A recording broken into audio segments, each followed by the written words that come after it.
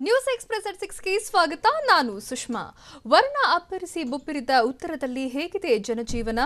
ಸ್ನೇಹಿತನ ಸಾವನ್ನ ಕಣ್ಣೆದುರೇ ಕಂಡ ಯುವಕನನ್ನ ರಕ್ಷಿಸಿದ್ದು ಹೇಗೆ? ಜಲಾವೃತಗೊಂಡ ಸೇತುವೆಯಲ್ಲಿ ಚಾಲಕ ಹುಚ್ಚು ಸಾಹಸ ಮೆರೆದಿದ್ದು ಯಾಕೆ? ಮೀಸಲಾತಿ ಸಭೆಯಲ್ಲಿ ಸಿಎಂ ಈಶ್ವರಪ್ಪಗೆ ಟಾಂಗ್ ಕೊಟ್ಟಿದ್ದು ಯಾರು? ಇದೆಲ್ಲವನ್ನು ನೋಡೋಣ. ಭಾರಿ ಮಳೆಗೆ ರಾಜ್ಯದ ಎಲ್ಲೆಲ್ಲಿ ಏನೆಲ್ಲ ಅವಾಂತರ ಆಗಿದೆ? ಗಣಿನಾಡಿನ ರೈತರಿಗೆ ಸಂಕಷ್ಟ ತಂದಿದ್ದು ಹೇಗೆ ನಾರಿಹಳ್ಳ? ಧಾರಾಕಾರ ಮಳೆಗೆ ಪ್ರಾಣ ಕಳ್ಕೊಂಡವರು ಎಷ್ಟು ಜನ? ಇದೆಲ್ಲವನ್ನು ನೋಡೋಣ ವರುಣಾಘಾತ ನ್ಯೂಸ್ ಎಕ್ಸ್‌ಪ್ರೆಸ್‌ನಲ್ಲಿ. ಕರುನಾಡಿಗೆ ಮತ್ತೆ ವರುಣ ಆಘಾತ ನೀಡಿದ್ದಾನೆ. ರಾಜ್ಯಾದ್ಯಂತ ಭಾರಿ ಮಳೆಯಾಗಿದ್ದು ಜನಜೀವನ ಅಸ್ತವ್ಯಸ್ತವಾಗಿದೆ. ಉತ್ತರ ಕರ್ನಾಟಕದ ಹಲವೆಡೆ ವಿಪರೀತ ಮಳೆಯಾಗುತ್ತಿದ್ದು ಹಲವು ಮನೆಗಳು, ದೇವಸ್ಥಾನಗಳು ಜಲಾವೃತವಾಗಿದೆ. ಅಲ್ಲದೆ ಎಕರೆಗಟ್ಟಲೆ ಭತ್ತ, ಕಬ್ಬು, ಜೋಳ ಸರ್ವನಾಶವಾಗಿದ್ದು ಮಳೆಯ ಹೊಡೆತಕ್ಕೆ ಜನರು, ರೈತರು ಕಂಗಾಲಾಗಿದ್ದಾರೆ.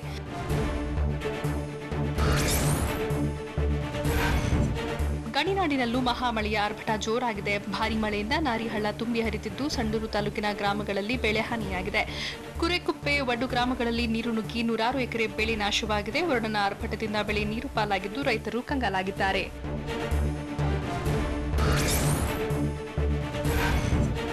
ಧಾರಾಕಾರ ಮಳೆಗೆ ಮಲಪ್ರಭಾ ನದಿ ತುಂಬಿ ಹರಿತಿದ್ದು ಜಲಾವೃತಗೊಂಡಿದ್ದ ಸೇತುವೆ ದಾಟೋಕೆ ಹೋಗಿ ವ್ಯಕ್ತಿ ನದಿ ಪಾಲಾಗಿದ್ದಾರೆ. ಬಾಗಲಕೋಟೆ ಜಿಲ್ಲೆಯ ಬಾದಾಮಿ ತಾಲೂಕಿನ ಗೋವನಕೊಪ್ಪ ಕೊಣ್ಣೂರು ಮಾರ್ಗದ ಹಳೆ ಬ್ರಿಡ್ಜ್ನಲ್ಲಿ ಘಟನೆ ನಡೆದಿದೆ. ಗೋವನಕೊಪ್ಪದಿಂದ ಕೊಣ್ಣೂರಿಗೆ ಹೊರಟಿದ್ದ ಯಕ್ಕನಗೌಡ ಅನ್ನೋರು ನೀರಿನಲ್ಲಿ ಕೊಚ್ಚಿ ಹೋಗಿದ್ದಾರೆ. ಗದಗ ಜಿಲ್ಲೆ ನರಗುಂದ ತಾಲೂಕಿನ ಕೊಣ್ಣೂರು ಗ್ರಾಮದ ಯಕ್ಕನಗೌಡನಿಗೆ ಪೊಲೀಸರು, ಅಗ್ನಿಶಾಮಕ ಸಿಬ್ಬಂದಿ ಶೋಧ ನಡೆಸಿದ್ದಾರೆ.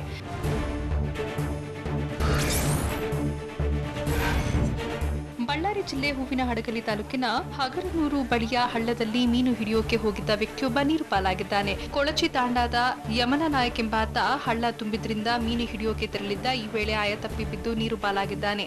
ಸದ್ಯ ಅಗ್ನಿಶಾಮಕ ಸಿಬ್ಬಂದಿ, ಪೊಲೀಸರು ಶೋಧ ನಡೆಸಿದ್ದಾರೆ.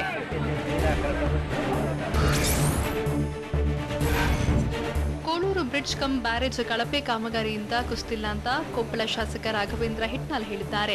ನಿರಂತರ ಮಳೆಗೆ ಬ್ರಿಡ್ಜ್ ಪಕ್ಕದ ತಡೆಗೋಡೆ ಸೇರಿ ಮಣ್ಣು ಸಮೇತ ಕುಸಿದಿತ್ತು. ಇದರ ಬಗ್ಗೆ ಮಾತನಾಡಿರುವ ಶಾಸಕರು, ಹಿರೇಹಳ್ಳದಿಂದ ಹರಿದು ಬಂದ ನೀರಿನ ರಭಸಕ್ಕೆ ಬ್ರಿಡ್ಜ್ ಕಮ್ ಬ್ಯಾರೇಜ್ನ ತಡೆಗೋಡೆಗೆ ಹಾನಿಯಾಗಿದೆ ಅಂತ ತಿಳಿಸಿದ್ದಾರೆ. ಕಳಪೆ ಆಗಿದೆ ಅನ್ನೋದನ್ನ ನಿರಾಕರಿಸಿದ್ದಾರೆ.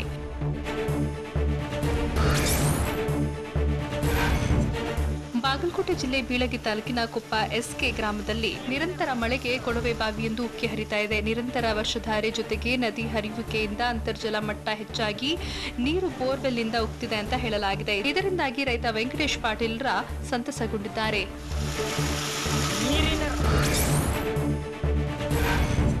ಭಾರಿ ಮಳೆಯಿಂದಾಗಿ ಬಳ್ಳಾರಿ ಜಿಲ್ಲೆ ಹೊಸಪೇಟೆ ತಾಲೂಕಿನ ತುಂಗಭದ್ರಾ ಜಲಾಶಯಕ್ಕೆ ಒಳಹರಿವು ಹೆಚ್ಚಾಗಿದೆ. ಹೀಗಾಗಿ ಜಲಾಶಯದಿಂದ 45,000 ಕ್ಯೂಸೆಕ್ ನೀರನ್ನು ನದಿಗೆ ಬಿಡಲಾಗಿದೆ. 16 ಗೇಟ್ಗಳ ಮೂಲಕ ನೀರು ಹೊರಗೆ ಬಿಡಲಾಗುತ್ತಿದೆ. ಹೀಗಾಗಿ ನದಿ ಪಾತ್ರದ ಜನರು ಎಚ್ಚರಿಕೆಯಿಂದ ಇರುವಂತೆ ಜಿಲ್ಲಾಡಳಿತ ಸೂಚಿಸಿದೆ. ಅಲ್ಲದೆ ತುಂಗಭದ್ರಾ ನದಿ ಪಾತ್ರದಲ್ಲಿ ಪ್ರವಾಹ ಭೀತಿ ಶುರುವಾಗಿದೆ.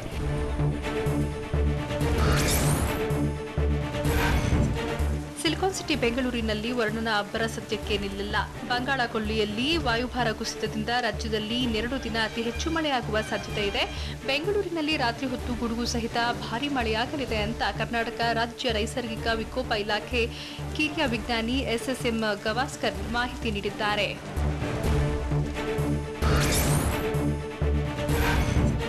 ಮಂಡ್ಯ ಜಿಲ್ಲೆ ಮಳವಳ್ಳಿಯ ಮುತ್ತತ್ತಿಯಲ್ಲಿ ಕೋವಿಡ್ ನಿಯಮ ಉಲ್ಲಂಘಿಸಿ ಪ್ರವಾಸಿಗರು ಮೋಜು ಮಸ್ತಿ ಮಾಡಿದ್ದಾರೆ. ಮುತ್ತತ್ತಿಯ ಕಾವೇರಿ ನದಿ ತೀರದಲ್ಲಿ ಮಾಸ್ಕ್ ಧರಿಸದೆ, ದೈಹಿಕ ಅಂತರ ಪಾಲಿಸದೆ ಪ್ರವಾಸಿಗರು ನಿಯಮಗಳನ್ನು ಗಾಳಿಗೆ ತೂರಿದ್ರು. ಪ್ರತಿ ಭಾನುವಾರ ಸಾವಿರಾರು ಸಂಖ್ಯೆಯಲ್ಲಿ ಪ್ರವಾಸಿಗರು ಮುತ್ತತ್ತಿಗೆ ಭೇಟಿ ನೀಡುತ್ತಿದ್ದು, ನದಿಯಲ್ಲಿ ಈಜಾಡಿ ಬಾಡೂಟ ಸವಿದು ಮೋಜು ಮಸ್ತಿಯಲ್ಲಿ ತೊಡಗಿದ್ರು.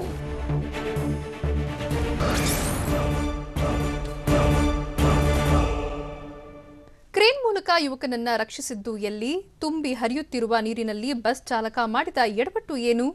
ಅಬ್ಬರಿಸಿ ಬೊಬ್ಬರಿತಿರುವ ವರುಣ ದೇವರಿಗೆ ಜಲ ದಿಗ್ಬಂಧನ ಹಾಕಿದ್ದು ಎಲ್ಲಿ?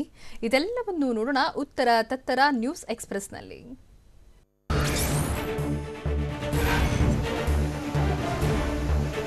ರಾಯಚೂರಿನ ಮಸ್ಕಿ ಹಳ್ಳದಲ್ಲಿ ಸಿಲುಕಿದ ಮತ್ತೊಬ್ಬ ಯುವಕನನ್ನ ಅಧಿಕಾರಿಗಳು ರಕ್ಷಿಸಿದ್ದಾರೆ. ರಭಸದ ನೀರಿಗೆ ಹೆದರಿ ಜಲೀಲ್ ಎಂಬಾತ ಹೊರಬರೋಕೆ ಆಗದೆ ಹಳ್ಳದ ಮಧ್ಯೆ ಇದ್ದ ಬಂಡೆ ಮೇಲೆ ನಿಂತಿದ್ದ. ಈ ವೇಳೆ ಸ್ಥಳಕ್ಕೆ ಬಂದ ಅಧಿಕಾರಿಗಳು ಕ್ರೇನ್ ಮೂಲಕ ಯುವಕನನ್ನ ರಕ್ಷಣೆ ಮಾಡಿದ್ದಾರೆ. ಅಲ್ಲದೆ ಹಗ್ಗದ ಸಹಾಯದಿಂದ ರಕ್ಷಿಸುವಾಗ ಓರ್ವ ಯುವಕ ಜಲೀಲ್ನ ಕಣ್ಣ ಮುಂದೆಯೇ ನೀರು ಪಾಲಾಗಿದ್ದಾನೆ.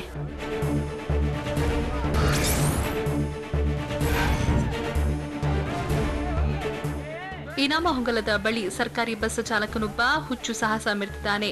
ಇನಾಮಹೊಂಗಲ ಹಾರೋಬೆಳವಡಿ ಮಧ್ಯೆ ಇರೋ ಸೇತುವೆ ಮೇಲೆ ರಭಸವಾಗಿ ನೀರು ಹರಿತಾ ಇದ್ರೂ ಕೂಡ ಬಸ್ ಚಲಾಯಿಸಿದ್ದಾನೆ. ಈ ವೇಳೆ ನೀರಿನ ರಭಸಕ್ಕೆ ಬಸ್ ಒಂದು ಕಡೆ ವಾಲಿದ್ದು ಬಳಿಕ ಚಾಲಕ ಏನೇನೋ ಸರ್ಕಸ್ ಮಾಡಿ ಬಸ್ನ ನಿಯಂತ್ರಿಸಿದ್ದಾನೆ.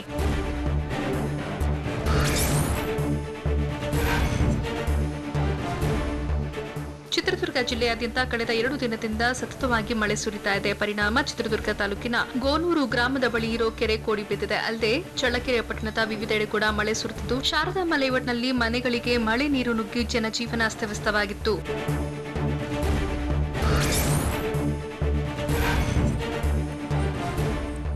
ಯಾದಗಿರಿ ಜಿಲ್ಲೆ ಸುರಪುರ ನಗರಸಭೆ ವ್ಯಾಪ್ತಿಯ ಒಣಕೆಹಾಲ್ ಬಡಾವಣೆ ಕೂಡ ಜಲಾವೃತವಾಗಿದೆ. ಭಾರೀ ಮಳೆಗೆ ಮನೆಗಳಿಗೆ ನೀರು ನುಗ್ಗಿ ಸ್ಥಳೀಯರು ಪರದಾಡುವಂತಾಗಿತ್ತು. ಮನೆಯಿಂದ ಹೊರಗಿರೋ ಜನರು ಉಪವಾಸ ಇದ್ದು ಸ್ಥಳಕ್ಕೆ ಬಾರದ ಅಧಿಕಾರಿಗಳ ವಿರುದ್ಧ ಆಕ್ರೋಶ ವ್ಯಕ್ತಪಡಿಸಿದ್ದಾರೆ. ಮಳೆ ಅಬ್ಬರಕ್ಕೆ ಒಣಕೆಹಾಳ್ ಕೆರೆ ಕೋಡಿ ಹೊಡೆದು ಬಡಾವಣೆಗೆ ನೀರು ನುಗ್ಗಿ ಅಪಾರ ದವಸ ಧಾನ್ಯ ನೀರು ಪಾಲಾಯಿತು.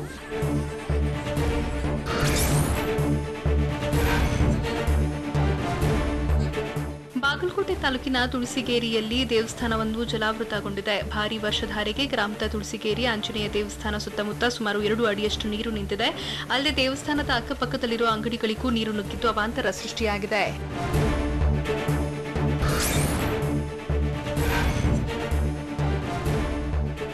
ಬೆಳಗಾವಿ ಜಿಲ್ಲೆ ಹುಕ್ಕೇರಿ ಪಟ್ಟಣದಲ್ಲೂ ಭಾರೀ ಮಳೆಯ ಅವಾಂತರಕ್ಕೆ ಜನ ಪರದಾಡಿದ್ರು. ಸತತವಾಗಿ ಸುರಿದ ಮಳೆ ಬೋವಿಗಲ್ಲಿ ಸುನಗಾರ ಗಲ್ಲಿಯಲ್ಲಿ ಜನರ ಜೀವನ ಅಸ್ತವ್ಯಸ್ತವಾಗಿತ್ತು. 15ಕ್ಕೂ ಹೆಚ್ಚು ಮನೆಗಳಿಗೆ ನೀರು ನುಗ್ಗಿದ್ದು ಮನೆಯಿಂದ ನೀರು ಹೊರಗೆ ಹಾಕೋಕೆ ಸ್ಥಳೀಯರು ಪ್ರಯಾಸ ಪಟ್ಟರು.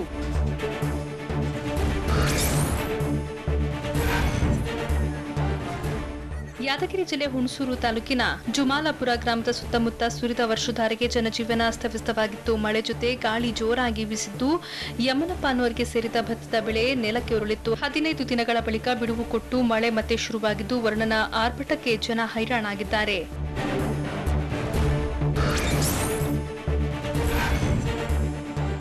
ಬಾಗಲಕೋಟೆ ಜಿಲ್ಲೆ ಮುಧೋಳ ತಾಲೂಕಿನ ಮಂಟೂರಿನಲ್ಲಿ ಬೀಸಿದ ಭಾರೀ ಮಳೆ ಗಾಳಿಗೆ ರೈತರ ಬೆಳೆ ನಾಶವಾಗಿದೆ. ವರ್ಷಧಾರೆ ವಾಯು ಹೊಡೆತಕ್ಕೆ ಗ್ರಾಮದ ಸಮೀಪ 100 ಎಕರೆಯಲ್ಲಿದ್ದ ಮೆಕ್ಕೆಜೋಳ, ಕಬ್ಬಿನ ಬೆಳೆ ನಾಶವಾಗಿದೆ. ಹೀಗಾಗಿ ಅನ್ನದಾತರು ಸೂಕ್ತ ಪರಿಹಾರ ನೀಡುವಂತೆ ಜಿಲ್ಲಾಡಳಿತವನ್ನ ಆಗ್ರಹಿಸಿದ್ದಾರೆ.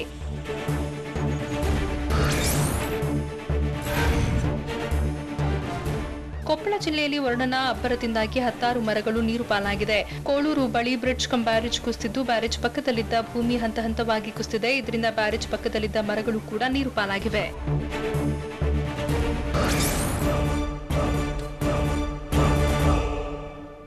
ಕಾಂಗ್ರೆಸ್ ಬಗ್ಗೆ ಏನೂ ಮಾತಾಡಲ್ಲ ಅಂತ ಹೇಳಿದ್ದು ಯಾಕೆ ಎಚ್.ಡಿ. ದೇವೇಗೌಡರು? ತುಂಬಿದ ಸಭೆಯಲ್ಲಿ ಸಿಎಂಗೆ ಎಂಟಿಬಿ ನಾಗರಾಜ್ ಇಟ್ಟ ಬೇಡಿಕೆ ಏನು? ಬೈ ಎಲೆಕ್ಷನ್ ಗೆಲುವಿಗೆ ಕಾಂಗ್ರೆಸ್ ರೂಪಿಸುತ್ತಿರುವ ರಣತಂತ್ರ ಏನು? ಇದೆಲ್ಲವನ್ನು ನೋಡೋಣ ಬೆಂಗಳೂರು ನ್ಯೂಸ್ ಎಕ್ಸ್‌ಪ್ರೆಸ್‌ನಲ್ಲಿ. ಕಾಂಗ್ರೆಸ್ ಪಕ್ಷದಿಂದ ನಾನು ರಾಜಕೀಯ ಆರಂಭಿಸಿದೆ. ಹೀಗಾಗಿ ನನಗೆ ಇಂದಿಗೂ ಕಾಂಗ್ರೆಸ್ ಬಗ್ಗೆ ಗೌರವ ಇದೆ. ಇದೇ ಕಾರಣಕ್ಕೆ ಕಾಂಗ್ರೆಸ್ ಪಕ್ಷದ ಬಗ್ಗೆ ನಾನು ಏನು ಮಾತನಾಡುವುದಿಲ್ಲ ಅಂತ ಜೆಡಿಎಸ್ ವರಿಷ್ಠ ಎಚ್.ಡಿ. ದೇವೇಗೌಡ ಹೇಳಿದ್ದಾರೆ.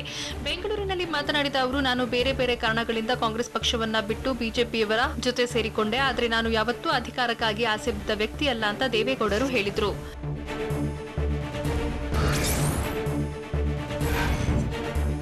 ಕುರುಬ ಸಮುದಾಯಕ್ಕೆ ಎಸ್ಟಿ ಮೀಸಲಾತಿಗಾಗಿ ಆಗ್ರಹಿಸಿ ಅರಮನೆ ಮೈದಾನದಲ್ಲಿ ಸಭೆ ನಡೆಸಲಾಯಿತು. ಕಾರ್ಯಕ್ರಮದಲ್ಲಿ ಮಾತನಾಡಿದ ಈಶ್ವರಾನಂದಪುರಿ ಸ್ವಾಮೀಜಿ, ಕುರುಬರು ಒಟ್ಟಾಗಿ ಸೇರಿದಾಗ ಯಾವತ್ತೂ ಅನ್ಯವಾಗಿಲ್ಲ. ನಾವೆಲ್ಲ ಒಗ್ಗಟ್ಟಾಗಿರೋದಕ್ಕೆ ಸಿದ್ದರಾಮಯ್ಯ ಮುಖ್ಯಮಂತ್ರಿ ಆಗಿದ್ರು.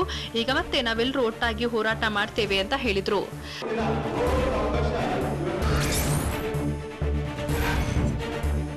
ರಾಜಕಾರಣವನ್ನ ಚಪ್ಪಲಿ ಬಿಡುವ ಜಾಗದಲ್ಲಿ ಬಿಡಬೇಕು ಅಂತ ಕುರುಬ ಸಮುದಾಯದ ಸಭೆಯಲ್ಲಿ ಸಚಿವ ಈಶ್ವರಪ್ಪ ಹೇಳಿದರು. ಮೀಸಲಾತಿ ಹೋರಾಟದಲ್ಲಿ ನಮಗೆ ಯಾವುದೇ ಪಕ್ಷಭೇದ ಇಲ್ಲ. ಸ್ವಾಮೀಜಿಗಳ ನೇತೃತ್ವದಲ್ಲೇ ಈ ಹೋರಾಟ ಮಾಡ್ತೀವಿ ಅಂತ ಹೇಳಿದ್ರು. ಅಲ್ಲದೆ 1935ರಿಂದ ಸತತ ಹೋರಾಟ ನಡೆದರೂ ಮೀಸಲಾತಿ ಸಿಕ್ಕಿಲ್ಲ. ರಾಜ್ಯದಿಂದ ಕೇಂದ್ರದಿಂದ ರಾಜ್ಯಕ್ಕೆ ಫೈಲ್ ಹೋಗಿತ್ತಷ್ಟೇ. ಹೀಗಾಗಿ ಕೇಂದ್ರ ಗೃಹ ಸಚಿವ ಅಮಿತ್ ಶಾ ಅವರನ್ನ ಬಳಸಿಕೊಂಡು ಹೋರಾಡ್ತೇನೆ ಅಂತ ಹೇಳಿದ್ರು.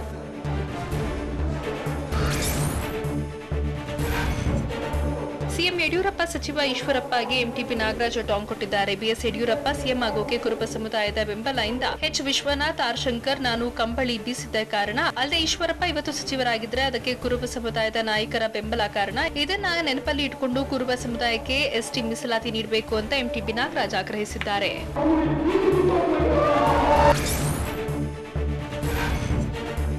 ಆರ್.ಆರ್. ನಗರ ಮತ್ತು ಶಿರಾ ಉಪಚುನಾವಣೆ ಬಗ್ಗೆ ಕೆಪಿಸಿಸಿ ಕಚೇರಿಯಲ್ಲಿ ವೀಕ್ಷಕರ ಮಹತ್ವದ ಸಭೆ ನಡೆಸಲಾಯಿತು. ಕೆಪಿಸಿಸಿ ಅಧ್ಯಕ್ಷ ಡಿಕೆ ಶಿವಕುಮಾರ್ ನೇತೃತ್ವದಲ್ಲಿ ನಡೆದ ಸಭೆಯಲ್ಲಿ 2 ಕ್ಷೇತ್ರದ ಪ್ರಮುಖರು ಭಾಗಿಯಾಗಿದ್ದರು.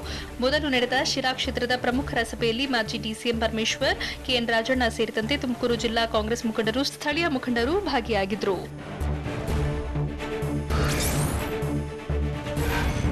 ವಿಶ್ವವಿಖ್ಯಾತ ಮೈಸೂರು ದಸರಾ ಮಹೋತ್ಸವದ ಬಗ್ಗೆ ಅಧಿಕಾರಿಗಳ ಜೊತೆಗೆ ಸಿಎಂ ಬಿಎಸ್ವೈ ಚರ್ಚೆ ನಡೆಸಿದರು. ದಸರಾ ವೇಳೆ ಕೋವಿಡ್ ಹರಡದಂತೆ ಕೈಗೊಳ್ಳಬೇಕಾದ ಮುಂಜಾಗ್ರತಾ ಕ್ರಮಗಳ ಬಗ್ಗೆ ಸಭೆಯಲ್ಲಿ ಚರ್ಚಿಸಿದರು. ಸಚಿವ ಕೆ ಸುಧಾಕರ್, ಸಿಎಸ್ ವಿಜಯ್ ಭಾಸ್ಕರ್, ಮೈಸೂರು ಜಿಲ್ಲಾಧಿಕಾರಿ ಸೇರಿದಂತೆ ಹಲವು ಅಧಿಕಾರಿಗಳು ಸಭೆಯಲ್ಲಿ ಭಾಗಿಯಾಗಿದ್ದರು.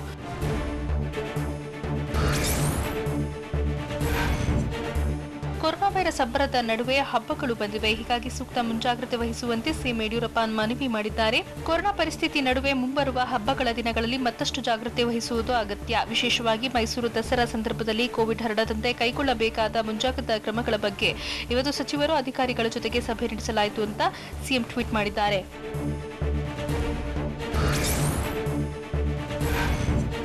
ಶಿಕ್ಷಕರ ಮಧ್ಯಂತರ ರಜೆ ರದ್ದು ಆದೇಶವನ್ನು ರಾಜ್ಯ ಸರ್ಕಾರ ವಾಪಸ್ ಪಡೆದಿದೆ. ಈ ಬಗ್ಗೆ ಸಿಎಂ ಯಡಿಯೂರಪ್ಪ ಮಾಧ್ಯಮ ಪ್ರಕಟಣೆ ಹೊರಡಿಸಿದ್ದು, ವಿದ್ಯಾರ್ಥಿಗಳು, ಶಿಕ್ಷಕರ ಆರೋಗ್ಯದ ಹಿತದೃಷ್ಟಿಯಿಂದ ಶಾಲೆಗಳಿಗೆ 3 ವಾರಗಳ ಕಾಲ ಮಧ್ಯಂತರ ರಜೆ ನೀಡೋಕೆ ಸೂಚನೆ ನೀಡಲಾಗಿದೆ. ಕೋವಿಡ್ ಹಿನ್ನೆಲೆ ಸದ್ಯಕ್ಕೆ ಶಾಲೆಯನ್ನು ಆರಂಭಿಸುವುದಿಲ್ಲ, ಜೊತೆಗೆ ವಿದ್ಯಾಗಮ ಸಹ ಸ್ಥಗಿತಗೊಳಿಸಲಾಗಿದೆ. ಹೀಗಾಗಿ 3 ವಾರಗಳ ಕಾಲ ಮಧ್ಯಂತರ ರಜೆ ನೀಡೋಕೆ ಸೂಚಿಸಿದ್ದೇನೆ ಅಂತ ಹೇಳಿದ್ದಾರೆ.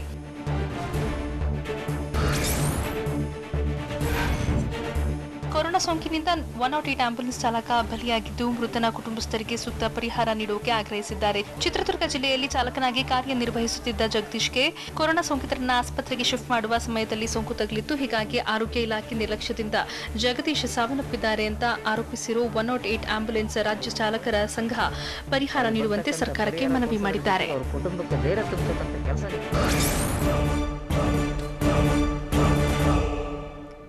ರಾಗಿಣಿ ಸಂಜನಾಗೆ ಕಾಡ್ತಿರೋ ಟೆನ್ಷನ್ ಏನು? ನಶೆ ರಾಣಿಯರ ಮತ್ತೊಂದು ಬಣ್ಣ ಬಯಲು ಮಾಡುತ್ತಾ ಇಡೀ ಪಂಜರದ ಹಕ್ಕಿಗಳಾಗಿರೋ ನಟಿಯರಿಗೆ ಶಾಕ್ ಕೊಡುತ್ತಾ ಆದಾಯ ತೆರಿಗೆ ಇಲಾಖೆ? ಇದೆಲ್ಲವನ್ನು ನೋಡೋಣ ಡ್ರಗ್ಸ್ ದುನಿಯಾ ನ್ಯೂಸ್ ಎಕ್ಸ್‌ಪ್ರೆಸ್‌ನಲ್ಲಿ.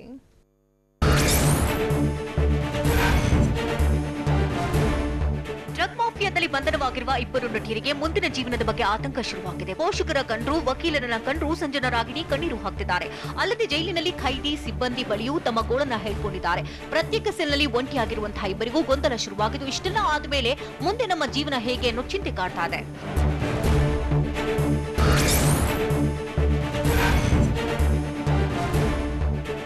ಜೈಲಿನಲ್ಲಿರುವಂತಹ ನಟಿ ಸಂಜನಾ ರಾಗಿಣಿ ಚಿಂತೆಯಲ್ಲೇ ಕಾಲ ಕಳೀತಾ ಇದ್ದಾರೆ. ಡ್ರಗ್ಸ್ ಕೇಸ್ನಿಂದ ತಮ್ಮ ಐಡೆಂಟಿಟಿಗೆ ಧಕ್ಕೆಯಾಗಿದೆ, ನಮಗೆ ಗೌರವವಿಲ್ಲವೆಂಬ ಟೆನ್ಷನ್ ಶುರುವಾಗಿದೆ. ಅಲ್ಲದೆ ಇನ್ ಮುಂದೆ ಚಿತ್ರಗಳಲ್ಲಿ ಅವಕಾಶ ಸಿಗೋದಿಲ್ಲವೆಂಬ ಕೊರಗು ಕೂಡ ಕಾಡ್ತಾ ಇದ್ದು, ಐಟಂ ಸಾಂಗು ನಟಿಮಣಿಯರಿಗೆ ಚಾನ್ಸ್ ಸಿಗೋದು ಡೌಟ್ ಆಗಿದೆ. ಅಲ್ಲದೆ ಜಾಹೀರಾತುಗಳ ಮೂಲಕ ಹಣ ಸಹ ಗಳಿಸ್ತಾ ಇದ್ದ ನಟಿಯರಿಗೆ ಡ್ರಗ್ಸ್ ಕೇಸ್ನಿಂದ ಆ ಹಣಕ್ಕೂ ಕೊಳ್ಳಿ ಬಿದ್ದಿದೆ.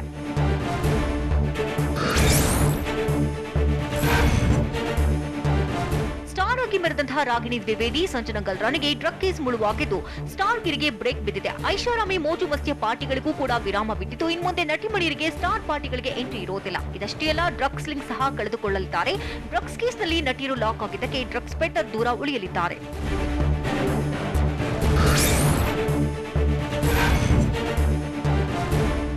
ಜಾರಿ ನಿರ್ದೇಶನಾಲಯ ನಶೆ ನಟಿಯರ ಮತ್ತೊಂದು ಬಣ್ಣವನ್ನ ಬಯಲು ಮಾಡುವ ಸಾಧ್ಯತೆ ಇದೆ. ಇಡಿ ಅಧಿಕಾರಿಗಳು ರಾಗಿಣಿ ಸಂಜನಾರ ಆದಾಯದ ಮೂಲವನ್ನ ಕೆದಕ್ತಾ ಇದ್ದು, ಇದರಿಂದ ನಟಿಯರು ಕಂಗಾಲಾಗಿದ್ದಾರೆ. ಇಬ್ಬರ ಆಸ್ತಿಗಳಿಗೆ ಮೂಲದ ಮಾಹಿತಿಗಳಿರುವಂತಹ ಇಡಿ ಪಾರ್ಟಿಗಳಿಗೆ ಮನೆ, ಆಸ್ತಿ ಖರೀದಿಗೆ ಹಣ ಎಲ್ಲಿಂದ ಬಂತು, ನಟಿಸಿದಂತಹ ಚಿತ್ರಗಳಿಗೆ ಪಡೆಯಲಾದಂತಹ ಸಂಭಾವನೆ ಎಷ್ಟು, ಜಾಹೀರಾತುಗಳಲ್ಲಿ ಗಳಿಸಿದ ಮೊತ್ತ ಎಷ್ಟು ಅಂತ ಪ್ರಶ್ನೆ ಮಾಡಿದ್ದಾರೆ.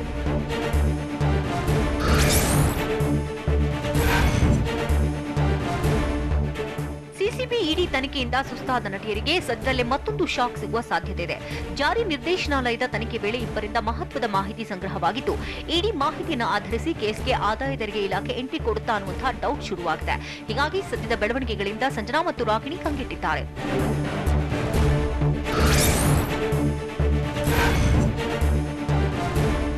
ಸ್ಟಾರ್ ಗಿರಿಯಲ್ಲಿ ಐಷಾರಾಮಿ ಜೀವನ ಸಾಗಿಸ್ತಾ ಇದ್ದಂತಹ ರಾಗಿಣಿ ಸಂಜನಾ ಸದ್ಯ ಜೈಲಿನಲ್ಲಿ ಕೈದಿಗಳ ಜೊತೆ ಕಾಲ ಕಳೀತಾ ಇದ್ದಾರೆ. ಪರಪ್ಪನ ಅಗ್ರಹಾರದ ಜೈಲಿನಲ್ಲಿರುವಂತಹ ಸಂಜನಾ ರಾಗಿಣಿ ದ್ವಿವೇದಿಯನ್ನ ಪ್ರತ್ಯೇಕ ಸೆಲ್ನಲ್ಲಿ ಇರಿಸಲಾಗಿದೆ. ಸಂಜನಾ ಜೊತೆಗೆ ಕಳುವು ಪ್ರಕರಣದ ವಿಚಾರಣಾ ದಿನ ಕೈದಿದ್ದು, ರಾಗಿಣಿ ದ್ವಿವೇದಿ ಜೊತೆ ವಂಚನೆ ಪ್ರಕರಣದ ಸಜಾ ಕೈದಿಯನ್ನ ಇರಿಸಲಾಗಿದೆ.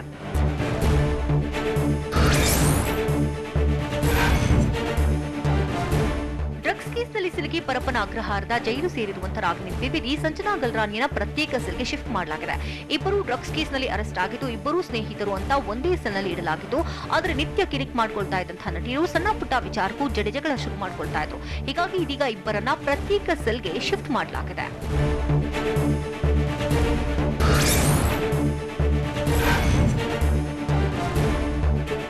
ನಶೆ ಕೇಸ್ನಲ್ಲಿ ಸಿಲುಕಿ ಜೈಲು ಪಾಲಾಗಿರುವಂತಹ ನಟಿ ಸಂಜನಾಗೆ ಪೊಲೀಸರ ಮೇಲೆ ಜಿದ್ದು ಸಾಧಿಸ್ತಾ ಇದ್ದಾರಂತೆ. ಹೀಗಾಗಿ ಜಾಮೀನು ಕೋರಿ ಸಲ್ಲಿಸಿರುವಂತಹ ಅರ್ಜಿಯಲ್ಲಿ ಪೊಲೀಸರ ವಿರುದ್ಧ ಸಂಜನಾ ಆರೋಪಗಳನ್ನು ಮಾಡಿದ್ದಾರೆ. ಕೂದಲು ಮತ್ತು ರಕ್ತದ ಸ್ಯಾಂಪಲ್ಗಳನ್ನು ಸರಿಯಾಗಿ ಪ್ಯಾಕ್ ಮಾಡಿ ಸೀಲ್ ಮಾಡಿಲ್ಲ, ಎಷ್ಟು ನಿರ್ಲಕ್ಷ್ಯದಿಂದ ತನಿಖೆ ನಡೆಸ್ತಾ ಇದ್ದಾರೆ ಎಂಬುದಕ್ಕೆ ಇದು ನಿದರ್ಶನ ಅಂತ ದೂರಿದ್ದಾರೆ.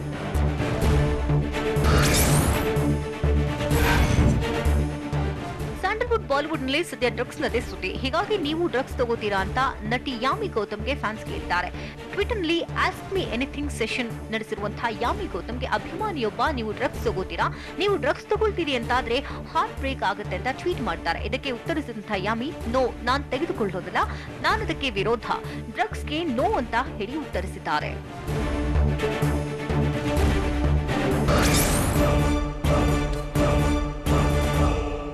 ಮೋದಿ ಚಾಲನೆ ಕೊಟ್ಟಿರೋ ಸಂಪತ್ತಿನ ಯೋಜನೆಯ ವಿಶೇಷತೆ ಏನು?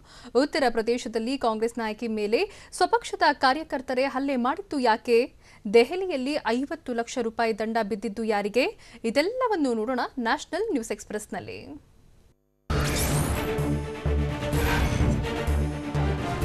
ಸಂಪತ್ತಿ ಯೋಜನೆಗೆ ಪ್ರಧಾನಿ ನರೇಂದ್ರ ಮೋದಿ ಚಾಲನೆ ಕೊಟ್ಟಿದ್ದಾರೆ. ವಿಡಿಯೋ ಕಾನ್ಫರೆನ್ಸ್ ಮೂಲಕ ಹಳ್ಳಿಗಳ ಸಮೀಕ್ಷೆ ಮತ್ತು ಹಳ್ಳಿ ಪ್ರದೇಶದಲ್ಲಿ ಸುಧಾರಿತ ತಂತ್ರಜ್ಞಾನದ ನಕ್ಷೆಗೆ ಚಾಲನೆ ನೀಡಿದ್ರು. ಈ ಯೋಜನೆಯಿಂದ ಗ್ರಾಮಸ್ಥರು ತಮ್ಮ ಆಸ್ತಿಯನ್ನು ಆರ್ಥಿಕ ಆಸ್ತಿಯಾಗಿ ಬಳಸೋಕೆ ಮತ್ತು ಇತರ ಹಣಕಾಸಿನ ಪ್ರಯೋಜನಗಳನ್ನು ತೆಗೆದುಕೊಳ್ಳೋಕೆ ನೆರವಾಗಲಿದೆ.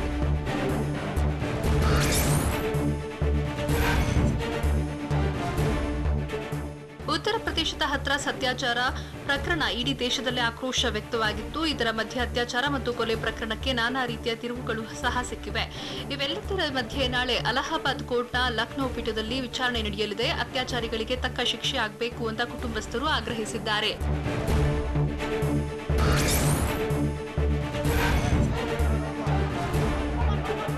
ಉತ್ತರ ಪ್ರದೇಶ ದಿನೇ ದಿನೇ ಹಿಂಸಾತ್ಮಕ ರೂಪ ಪಡ್ಕೊಳ್ತಾ ಇದೆ. ಕಾಂಗ್ರೆಸ್ ನಾಯಕಿ ತಾರಾ ಯಾದವ್ ಮೇಲೆ ತಮ್ಮದೇ ಪಕ್ಷದ ಕಾರ್ಯಕರ್ತರು ಹಲ್ಲೆ ನಡೆಸಿದ್ದಾರೆ. ಮುಂಬರುವ ಚುನಾವಣೆಯಲ್ಲಿ ಅಭ್ಯರ್ಥಿ ಆಯ್ಕೆ ಕುರಿತಂತೆ ನಡೆಯುತ್ತಿದ್ದ ಸಭೆಯಲ್ಲಿ ಮುಖಂಡರು ಹಲ್ಲೆ ನಡೆಸಿದ ಬಳಿಕ ಸಭೆಯ ಹೊರಗೆ ಕಾರ್ಯಕರ್ತರು ಸಹ ಅಟ್ಯಾಕ್ ಮಾಡಿದ್ದು ಎಲ್ಲೆಡೆ ಆಕ್ರೋಶ ವ್ಯಕ್ತವಾಗಿದೆ.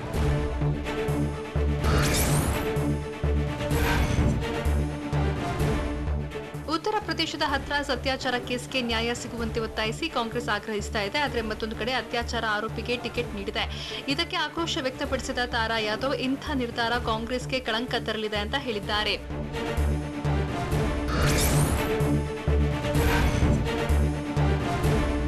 ಕೊರೋನಾ ಸೋಂಕಿನ ಭೀತಿಯಿಂದಾಗಿ ಲಾಕ್ಡೌನ್ನಲ್ಲಿ ವಿನಾಯಿತಿ ನೀಡಿದ ಬಳಿಕ ರೈಲ್ವೆ ಸಂಚಾರ ದೇಶದಾದ್ಯಂತ ಆರಂಭಗೊಂಡಿದೆ. ಆದರೆ ಬೋರ್ಡ್ ಟ್ರೈನ್ಗಳಲ್ಲಿ ಕೇವಲ ಅಗತ್ಯ ವಸ್ತುಗಳ ಸಾಗಾಟಕ್ಕೆ ಮಾತ್ರ ಉಪಯೋಗಿಸಿಕೊಳ್ಳುತ್ತಿದೆ. ಇದಕ್ಕೆ ಆಕ್ರೋಶಗೊಂಡ ರೈಲ್ವೆ ಪ್ರಯಾಣಿಕರು ಪಶ್ಚಿಮ ಬಂಗಾಳದ ಪಂಡುವಾದಲ್ಲಿ ರೈಲ್ವೆ ಹಳಿಗಳ ಮೇಲೆ ಕಲ್ಲುಗಳನ್ನ ಇಟ್ಟು ಪ್ರತಿಭಟನೆ ನಡೆಸಿದ್ರು. ಬೋರ್ಡ್ ಟ್ರೈನ್ಗಳು ಸಾರ್ವಜನಿಕರ ಸಂಚಾರಕ್ಕೆ ಅವಕಾಶ ನೀಡೋಕೆ ಒತ್ತಾಯಿಸಿದ್ರು.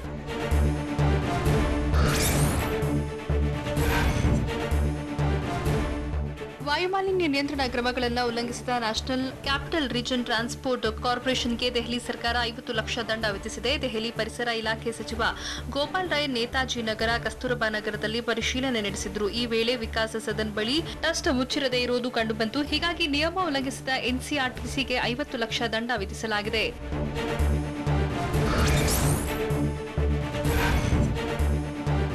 ಕೊರೋನಾ ಸೋಂಕು ಹರಡುವ ಆತಂಕದಿಂದಾಗಿ ಪ್ರಸಕ್ತ ಶೈಕ್ಷಣಿಕ ವರ್ಷದಲ್ಲಿ ಶಾಲೆಗಳನ್ನು ತೆರೆದೇ ಇಲ್ಲ. ಆನ್ಲೈನ್ ಮೂಲಕ ಪಾಠ ಪ್ರವಚನಗಳನ್ನು ನಡೆಸಿದರೂ ಕೂಡ ಎಂದಿನ ವೇಗದಲ್ಲಿ ನಡೀತಾ ಇಲ್ಲ.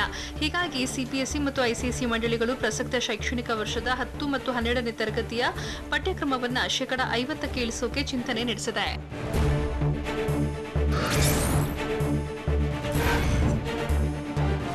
ದೇಶದಲ್ಲಿ ಕೊರೋನಾ ಸೋಂಕಿನ ಅಬ್ಬರ ಹೆಚ್ಚಾಗ್ತಾನೆ ಇದ್ದು ಕೋವಿಡ್ ಟೆಸ್ಟ್ ಪ್ರಮಾಣದ ಏರಿಕೆಯಿಂದಾಗಿ ಸೋಂಕಿತರ ಸಂಖ್ಯೆ ಕೂಡ ಹೆಚ್ಚಾಗ್ತಾ ಇದೆ. ದೇಶದಲ್ಲಿ ಅಕ್ಟೋಬರ್ 10ರವರೆಗೆ 8,68,77,242 ಕೋವಿಡ್ ಟೆಸ್ಟ್ ಮಾಡಲಾಗಿದೆ ಅಂತ ಐಸಿಎಂಆರ್ ಹೇಳಿದೆ. ನಿನ್ನೆ ಒಂದೇ ದಿನ 10,78,544 ಜನರಿಗೆ ಕೋವಿಡ್ ಟೆಸ್ಟ್ ಮಾಡಲಾಗಿದೆ.